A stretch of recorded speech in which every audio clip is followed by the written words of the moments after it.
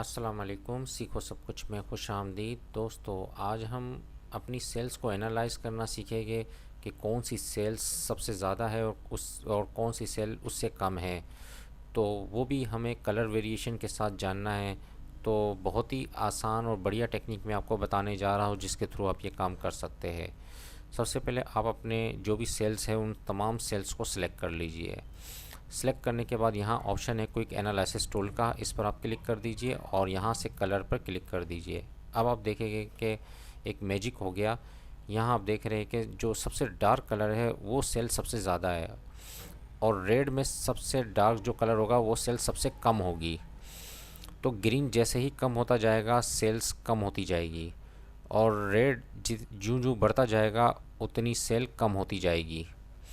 तो इससे आप अंदाज़ा कर सकते हैं कि कौन सी सेल सबसे ज़्यादा है और कौन सी सेल सबसे कम है और क्या वेरिएशन है सेल्स में।